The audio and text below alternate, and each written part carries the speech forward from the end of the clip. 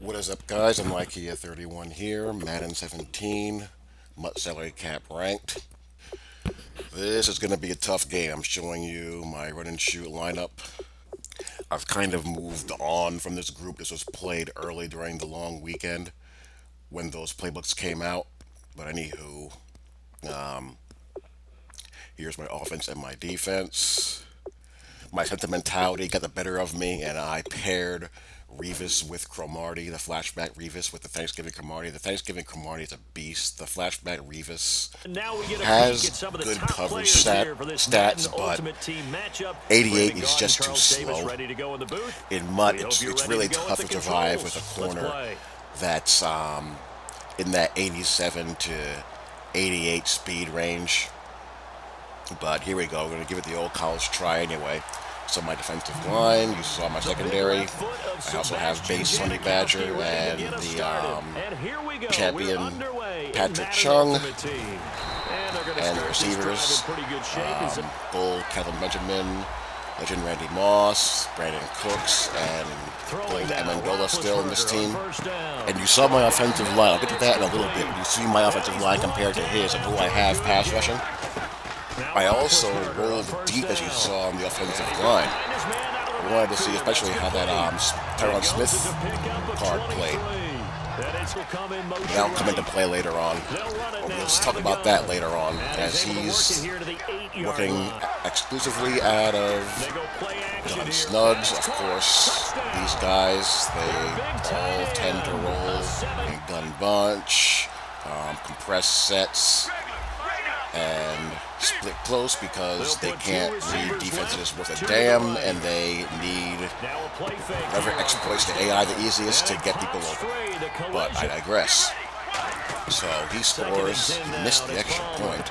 So I'm on offense here, hit Randy Moss there.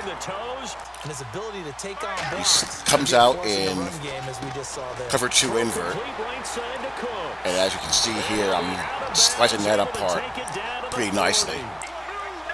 So he's finally out of cover 2 invert, and now he's going to be in 3-2-6. So he figured out at least he figured out that 4-6 cover 2 invert was going to be a bad proposition for him. On second down, here's Palmer. Amendola. Remember what I said about Amendola in my last video? He makes that choice read on the 60 go perfectly. And I hit him in the flat there. So moving the ball pretty nicely. We do a little corner strike, and we are going to Randy Moss here all the way. And that is why. Night Train Lane's got nothing for him.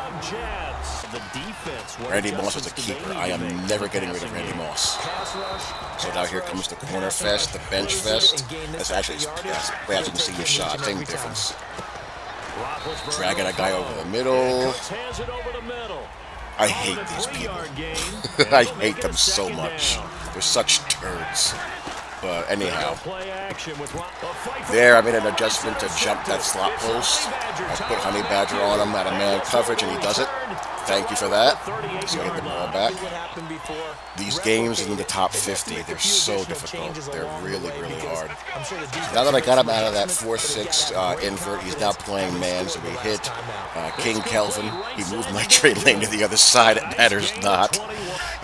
These free route releases. Here, I might have gotten a touch pass into Amendola. That's where Amendola has its limits. I might have been able to throw a touch pass there, but he's just so slow. His defender probably may have been able to catch up with him, so I kind of checked it down. I jumped that. I get no animation on the button press. That would have been a pick 6 with Deion Buchanan. Same formation, watch what repeat. I bring a blitz this time. I'm all over it again. God, I mentioned that I hate these people. So that's 2 plays and I just get bad luck. So now it's 3rd and long. What do you think is going to happen? I have he's in gun bunch now, so I have the outside guy manned up, and we finally get some pressure in on him. And that's what I need to have. You need to have that against these guys. But you're going to see he has a crap old line, and more often than not, he's able to hold up just fine. As a matter of fact, that play was one of the few times I got pressure. So we hit the slip screen there. He wasn't ready for that. We're going to go to switch dig. We're going to put the back on the block and release in case there's any edge pressure. So basically switch smash rather. You have the smash concept to the left and the switch concept to the right. It's a very nice play. Here I get hosed on the spot, and I'm just going to take points here. I'm not going to risk something stupid happening with a run commit or, you know, some insane heat coming in if I decide to throw it or run it, and I just kick the field goal. I feel confident that I can contain this because I know what he's going to do. You know, he's not fooling me with anything. It's just a matter of my guys being able to stop it. And there, he hits Julio Jones on the corner. My safety is playing motionless in deep half. Touchdown. So I gotta answer. Boss. Randy ratio in effect. Let's go. He's back in the man coverage now. Probably going to be back in the zone here. So if he is, I'm going to look for what's going to happen between Benjamin and Amendola. Blitz comes. Benjamin runs him off. Amendola with a bubble outlet. Again, the simple high-lows. Here I'm going to run choice. And I had Moss. Moss is fading toward the sideline. I should have thrown it there. Amendola, he can't make those kind of catches. Not like that. That's where he kind of hits the wall. So we're going to kick the field goal again, tie it up. 38-year-old vet able to split the uprights. In your playbook, one-play drives. Gotta get a stop now. What they have to be careful of is not having a letdown. There, I just happened to guess wrong. All he's basically doing, he's just putting in a guy on a streak and running a post behind it. Now he's going to motion one of his wide receivers and use him as a lead blocker. So now I got to buckle down. I can't really afford to go up too much more. I anticipate wrong there. That's just a simple mistake. It's going to happen. You're going to guess wrong occasionally. Same thing. So it's not looking good. Not looking good at all.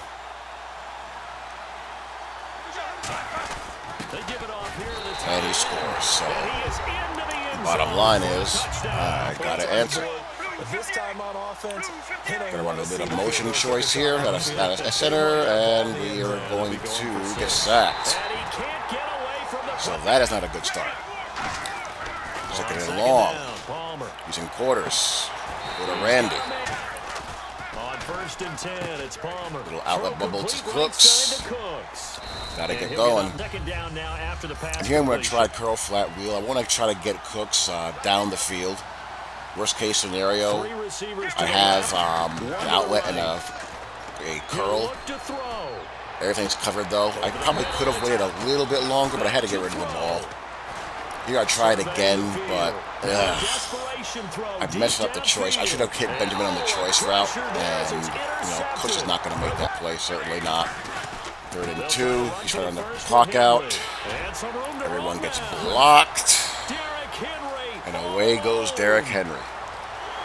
And with under a minute left, looking bleak. And look at the offensive line doing. Look at the offensive line. Now it's Palmer. So that begs the question, why not tank the offensive line? See, my offensive line, stacked with quality players, you see his, and there's virtually no difference.